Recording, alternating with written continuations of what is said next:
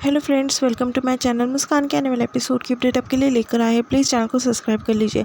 वहाँ पर जो है सर जी बैठे होते हैं, तभी रौनक जो है मुस्कान से कहता है कि मुस्कान, तुम मुझे यहाँ पर लेकर आई हो इस आदमी के पास, ये गंदगी से भरा हुआ आदमी।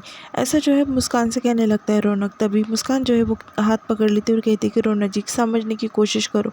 बाद में सर जी जो है वो रौनक की काफ़ी बेइज्जती करते हैं। वो कहते हैं कि बड़े घमंड की बात कर रहा था ना, इस पाप की कोटि का कुछ नहीं चाहिए, पाप की दुनिया का कुछ नहीं चाहिए, मैं अपने माँ का ख्याल रख सकता हूँ, तो अब क्यों आया मेरे आगे भीख मांगने के लिए।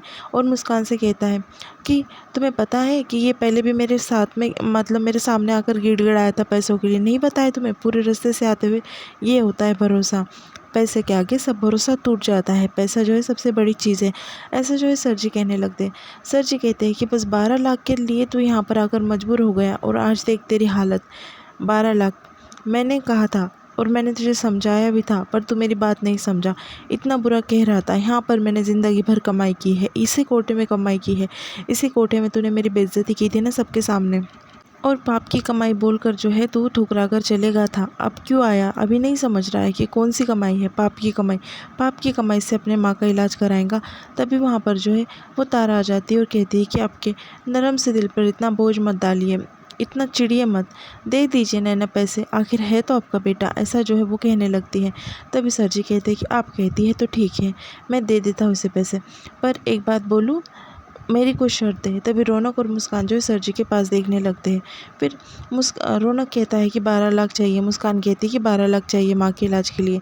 तभी सर जी कहते हैं कि ठीक है, मुझे मंजूर है, मैं 12 लाख जो है तुम्हें दे देता हूँ, पर मेरी एक शर्त है।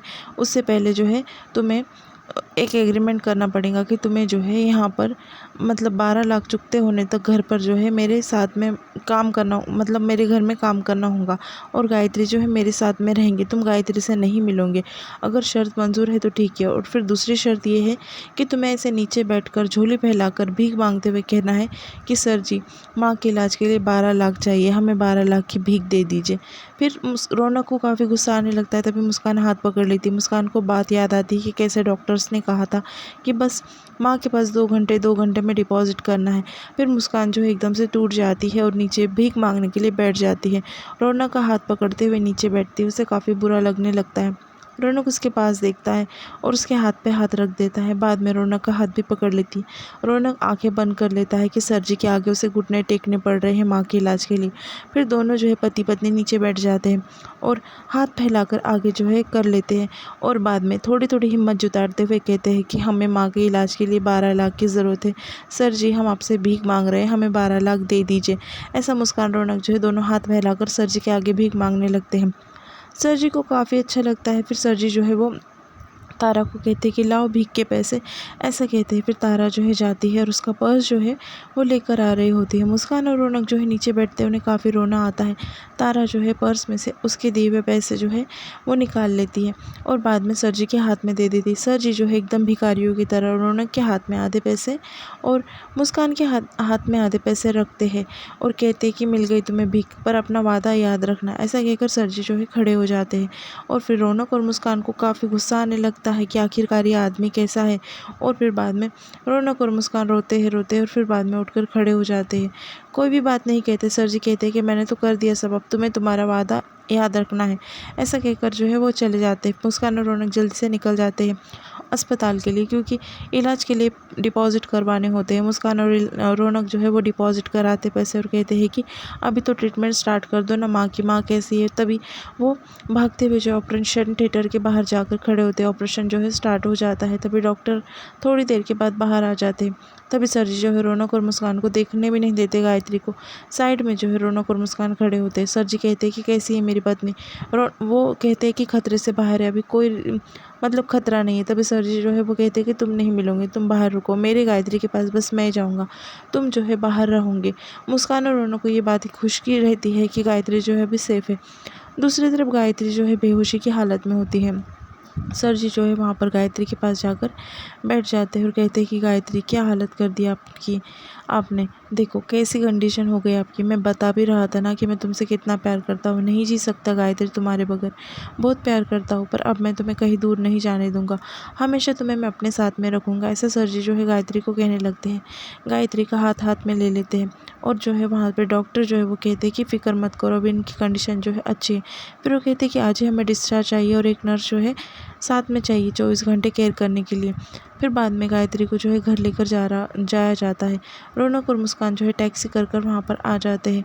गायत्री का जो है वो सलाइन पकड़ती एक नर्स और 2 वार्ड बॉय जो होते हैं बेहोशी की हालत में ही गायत्री को जो है कमरे में शिफ्ट कर देते हैं। फिर बाद में जो तारा होती है वो सर जी को कहती है कि हड़बड़ाहट नहीं, कठोर बनिए, दिखाइए अपना पावर। वहाँ पर रौनक और मुस्कान भी खड़े होते हैं। पहले सर जी नॉर्मल होते हैं, तभी तारा भड़का देती है। फिर रौनक और मुस्कान जो है कमरे की ओर जाने लगते हैं। तभी सर जी जो है वहाँ पर रुक जाते हैं और कहते हैं कि कहाँ चले, तुम इस घर के बस अभी नौकर हो, ये देखो एग्रीमेंट। और दिखाते उसके ऊपर 1 लाख 20,000 जब 12 लाख जब तक चुकता नहीं होते तब तक जो है उन्हें नौकर बनकर रहना है, ऐसा जो उसके ऊपर लिखा होता है। और उन्हें उतने चुकता करना है और गायत्री से वो दूर रहेंगे, गायत्री से वो नहीं मिलेंगे, बस गायत्री से जो है सर जी ही मिलेंगे, ऐसा उस एग्रीमेंट पे होता है। पर रौनक और मुस्कान जो है मजबूरी के मारे एग्रीमेंट ले लेते हैं। बाद में रौनक जो है वो कहता है कि समझ गया मुझे कि तुम कैसे इंसान हो और कितना प्यार करते हो माँ से। फिर मुस्कान के पास भी कोठे वाली बोलकर सर जी जो है उससे एग्रीमेंट साइन करवाते हैं। और फिर बाद में रौनक जो है एग्रीमेंट के पेपर उसे दे देता है। घर वाले जो है सब वहाँ पे खड़े होते हैं, पर सर जी ने सबको मना किया होता है मुस्कान और रौनक से बात करने के लिए। वहाँ पर घर वाले जो है मुस्कान और रौनक को देख लेते हैं और बाद में जो है वहाँ से चले जाते हैं, कोई कुछ बात नहीं करता।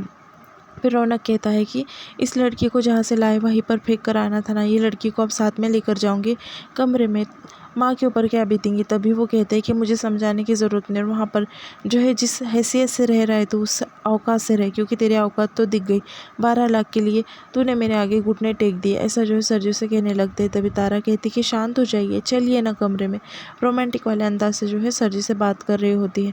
तभी सब जो है घर वाले सब सुन लेते हैं और कोई भी मतलब रौनक और मुस्कान का साथ नहीं देता, क्योंकि वो खुद मजबूर होते हैं। रौनक और मुस्कान जो है पीछे मुड़कर घर वालों के पास देखते हैं, तभी घर वाले जो है सारी नज़रें चुराकर वहाँ से चले जाते हैं।